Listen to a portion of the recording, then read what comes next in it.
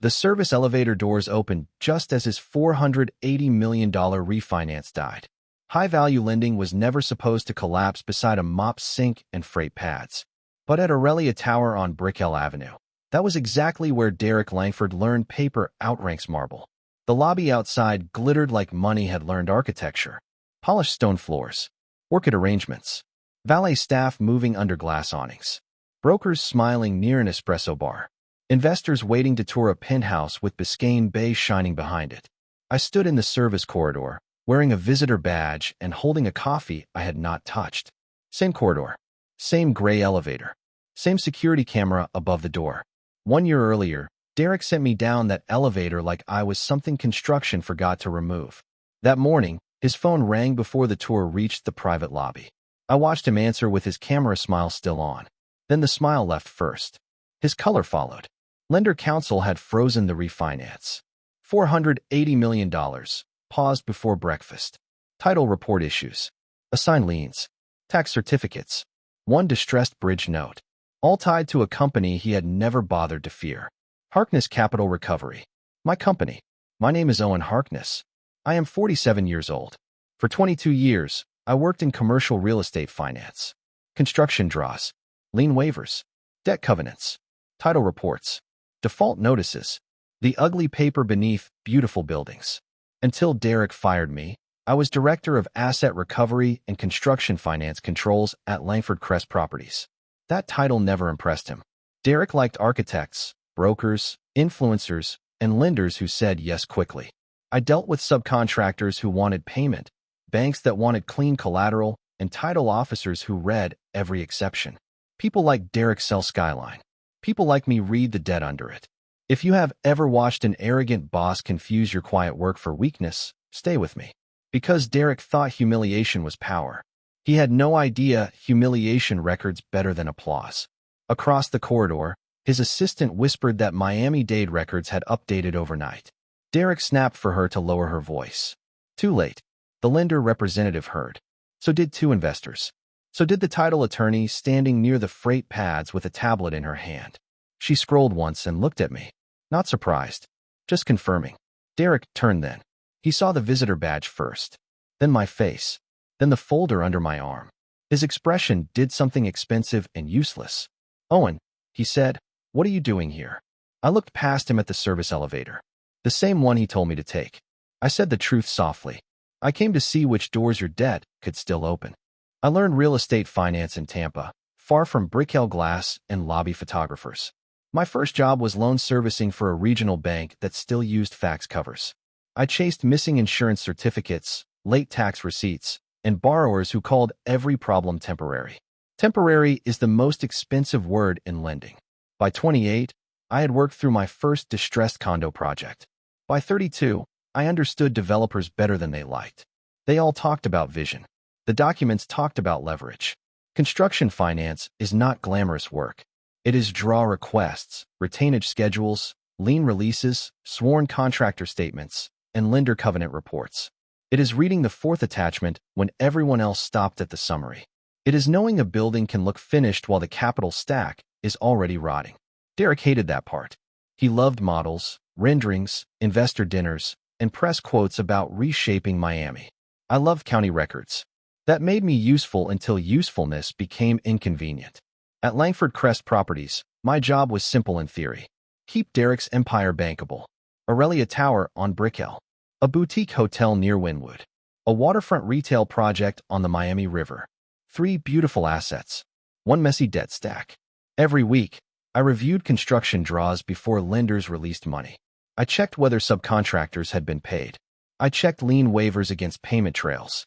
I checked insurance binders, tax certificates, maturity schedules, and title reports. 1 missing signature could delay a closing. 1 unpaid contractor could poison a refinance. 1 lease pendants could make a buyer's attorney freeze faster than a Miami hotel room in July. People think litigation starts with anger. In real estate, it often starts with a recorded notice. A title insurance exception can kill a deal without raising its voice. If a lien is unresolved, the title company does not care about your lobby. It cares about who can claim the property tomorrow. That was the language I spoke. Not loud. Not pretty. Accurate. I lived in Coral Gables then, in a small house shaded by old banyan trees. Most mornings, I drove east on Southwest 8th Street before the traffic hardened. Miami wakes up in layers. Bakery lights first. Construction trucks second. Brokers last. By the time I reached Brickell Avenue, Derek's world had already started polishing itself. Valets at the curb. Glass towers catching sunrise. Assistants carrying garment bags and lender packets. I walked through the side entrance because paperwork people usually arrive before image people. I did not mind. Real control rarely uses the main lobby. My office was on the 17th floor, between accounting and construction administration. No view of Biscayne Bay. Just file cabinets, lender portals, and a printer that jammed when deadlines mattered. Rachel Bennett worked 2 doors down as a construction draw analyst. She had sharp eyes and no patience for altered packets. Together, we found problems before banks did. That was the point. Derek called our department the break room. He meant it as an insult. I took it as proof he understood almost nothing. Brakes do not exist to stop cars. They exist so cars can move safely at speed. The same is true of finance. The faster Derek borrowed, the more he needed people willing to slow him down.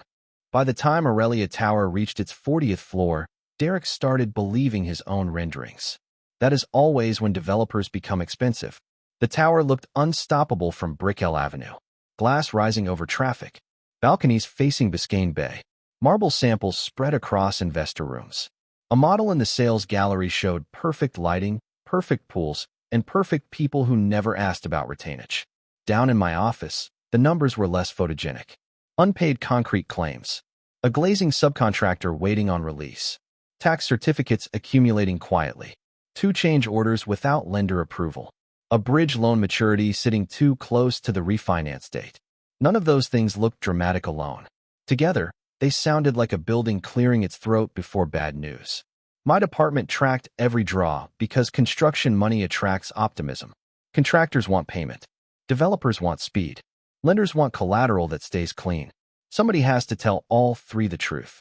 Usually, that person becomes unpopular. Rachel Bennett and I built a weekly red folder for Derek. Not because red was dramatic, because he ignored yellow. The folder listed open lien issues, pending waivers, insurance expirations, maturity dates, and title exceptions. We kept it short enough for him to read. He still preferred not to.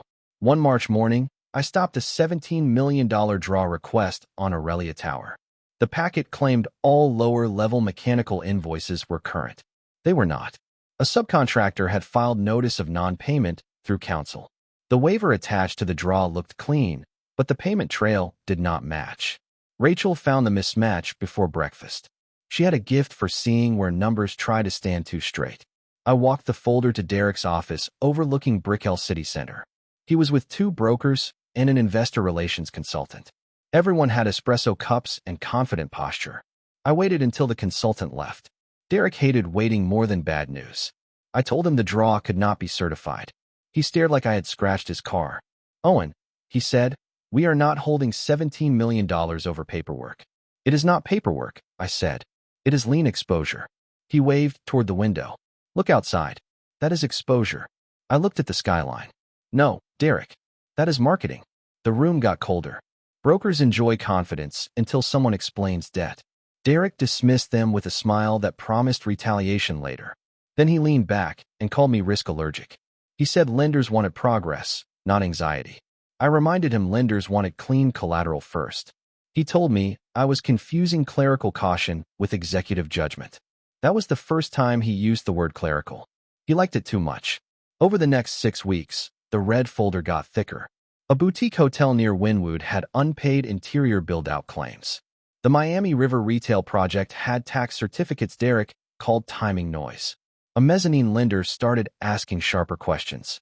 The refinance package kept growing more fragile while Derek planned bigger tours. He wanted beauty upstairs and silence downstairs. I gave him neither. That was my value. Also my problem. Derek thought I slowed deals. The truth was, I kept banks answering his calls. Derek Langford did not become dangerous because he lied badly. He became dangerous because he lied beautifully. He could stand beside unfinished concrete and make investors see a skyline. He could point at a crane and make lenders hear future revenue. He could walk through dust in Italian shoes and somehow make everyone apologize for the dust. Miami rewarded that kind of theater. Brickell especially did. The glass towers made ambition look clean from a distance. Derek understood distance. He built his whole reputation on it. His magazine covers showed lobby renderings, rooftop pools, and phrases like visionary urban placemaking. None showed unpaid subcontractors waiting outside accounting. None showed Rachel Bennett chasing missing waivers before lender deadlines. None showed me explaining why a tax certificate could ruin a closing faster than bad press. That was the empire's real foundation. Not concrete, not glass, paper stacked in the right order. Derek wanted the $480 million refinance, closed before a private investor event at the Adrian Arsh Center. He needed that money to finish Aurelia Tower, extend the Wynwood Hotel loan, and quiet the Miami River retail lender. 3 assets, 1 refinance, 1 performance. The timing was not accidental. He had arranged a penthouse tour, a lender dinner, and a local business interview all in the same week. He called it momentum. I called it compression. Compression breaks things.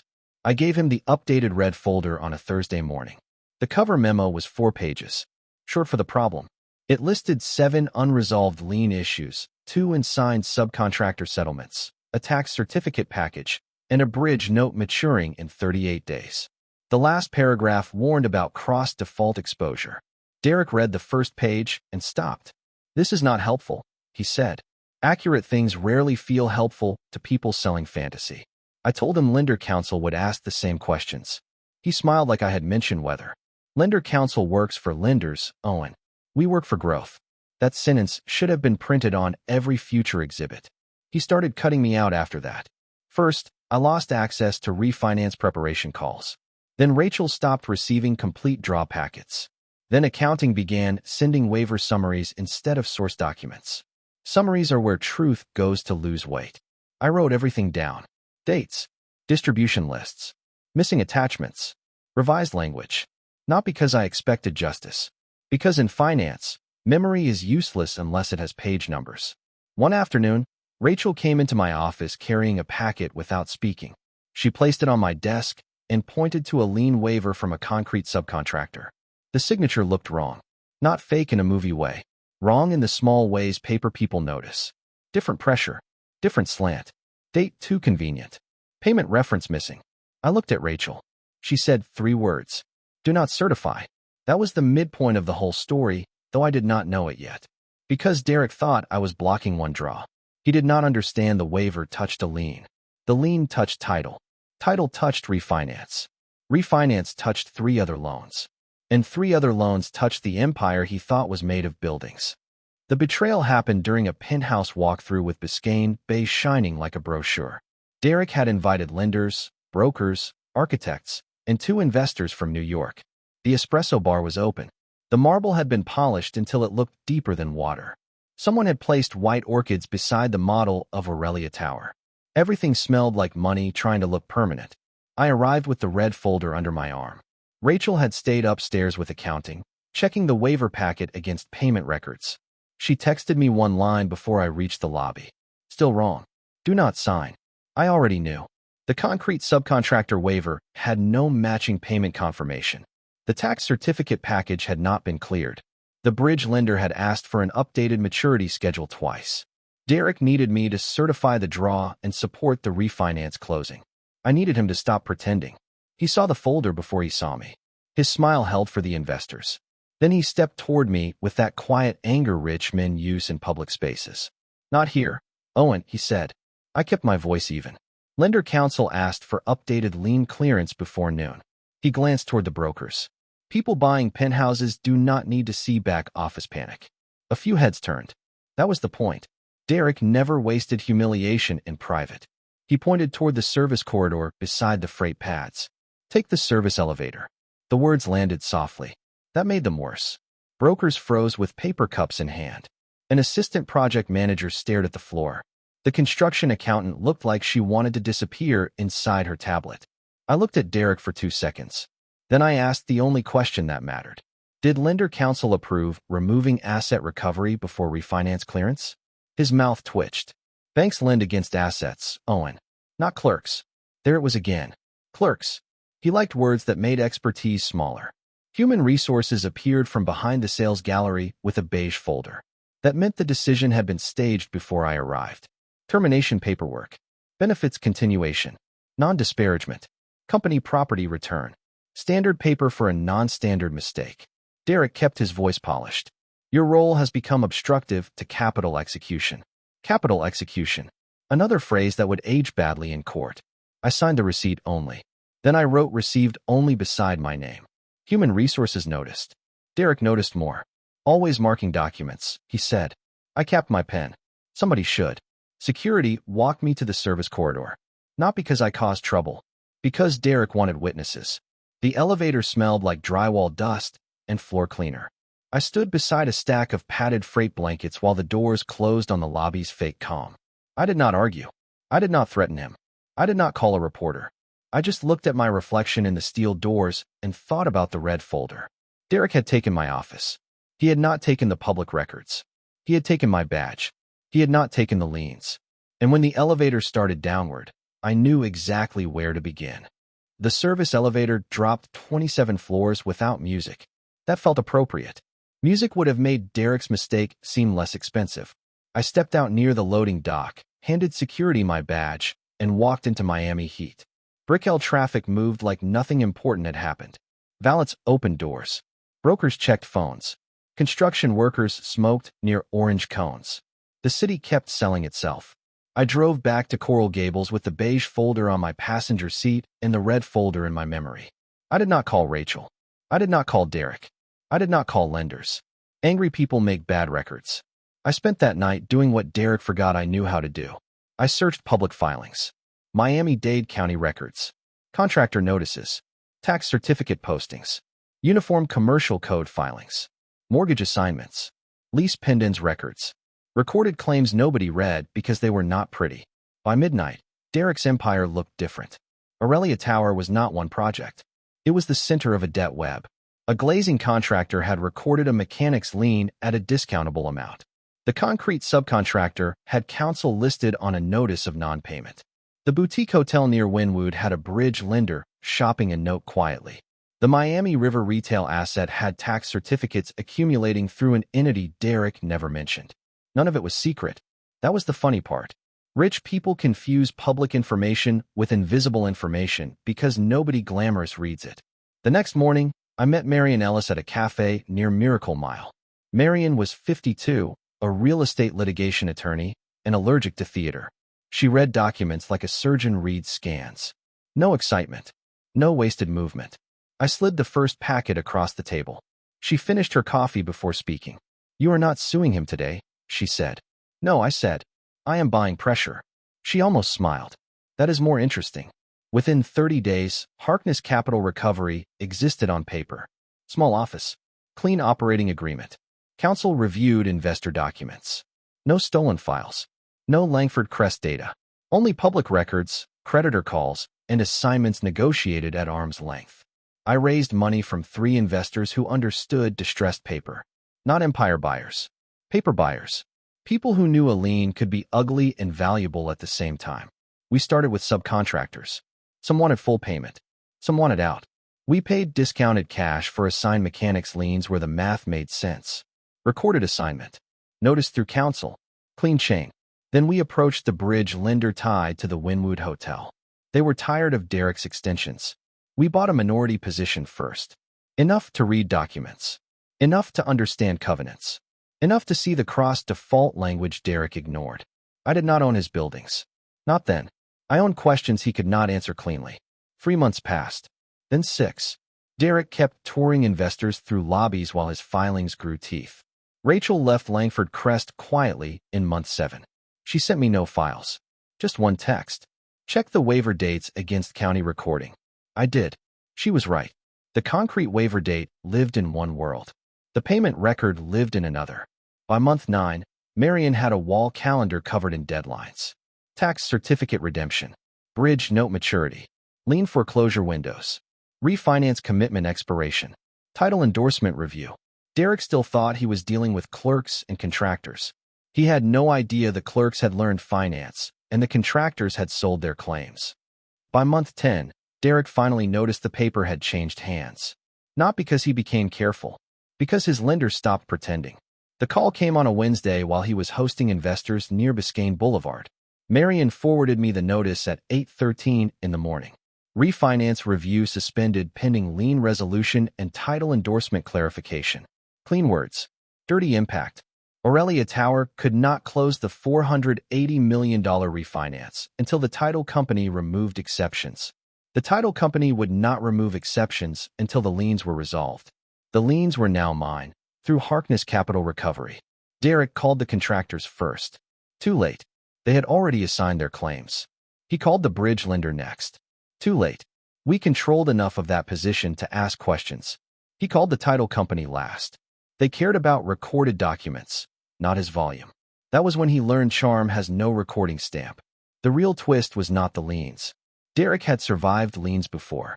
Developers treat them like parking tickets with attorneys. The twist was the cross-default clause inside the Wynwood hotel note. If Aurelia's refinance failed past the commitment deadline, the hotel lender could demand review. If the hotel lender demanded review, the Miami River retail lender could request updated covenant certification. If that certification included unresolved title exceptions, 3 assets could freeze at once. Derek had built vertically. His defaults spread sideways. I found the clause during due diligence after buying the minority note position.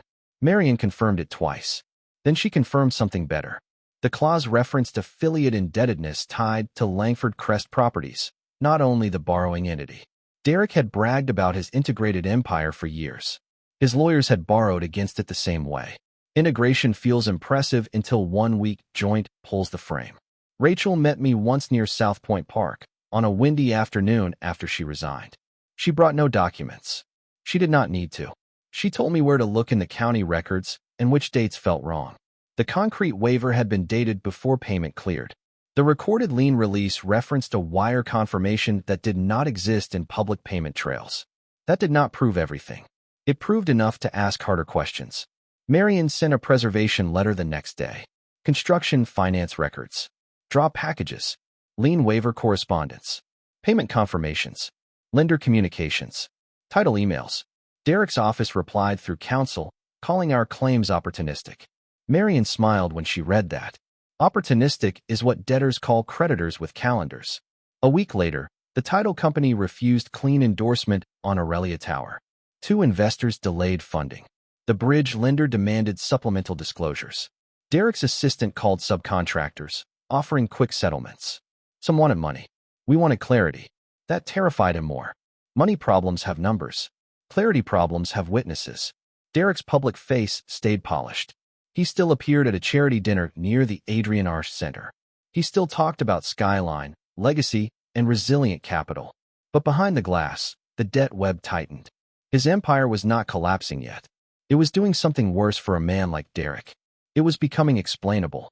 Marion prepared the filing like she was setting a table for people who lied badly. Notice of lien assignments. Demand letters. Title objection package. Lender notification memorandum. Receivership petition draft. Preservation demand. Every document had one job. Make Derek explain the part he had sold as simple. I sat in her office near Coral Gables while rain moved across the windows. Miami storms arrive like angry accountants. Fast, loud, and impossible to negotiate with. Marion placed 3 folders in front of me. The first was the lawful cure path. Pay the assigned liens. Resolve the tax certificates. Correct the title exceptions. Disclose the cross-default exposure. Rebuild the refinance honestly. The second folder was the pressure path. Recorded notices. Lender communications. Title objections.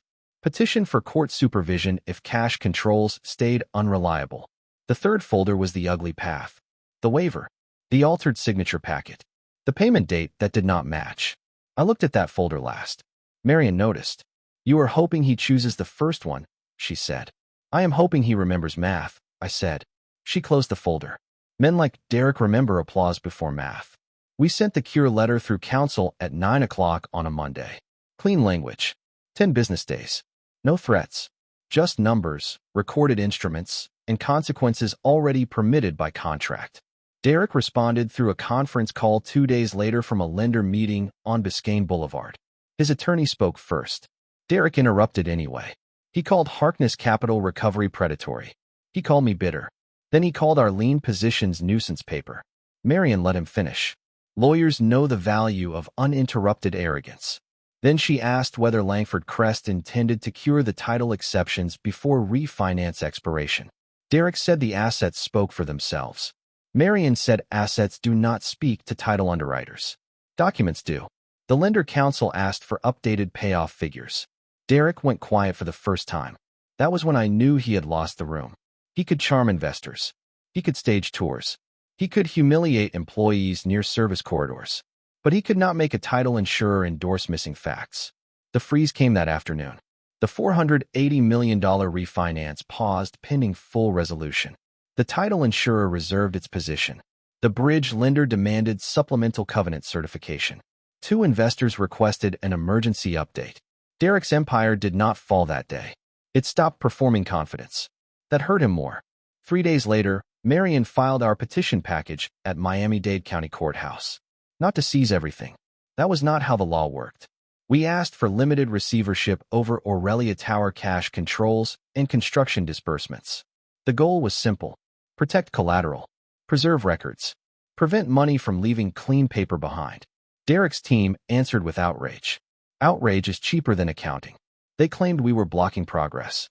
Marion replied with payment records, recorded liens, lender notices, and the waiver packet. Rachel signed an affidavit about the draw review process. No stolen files. No drama. Just what she observed, and where public records contradicted the packet. The hearing was scheduled for Friday morning. Derek arrived with 2 attorneys and a suit that cost more than my first car. I arrived with Marion, 1 banker box, and a folder thin enough to worry him. Thick files can hide confusion. Thin files mean someone found the hinge. The judge asked one question first. Why was the waiver dated before the confirmed payment? Derek looked at his counsel. His counsel looked at the paper. Marion looked at me once.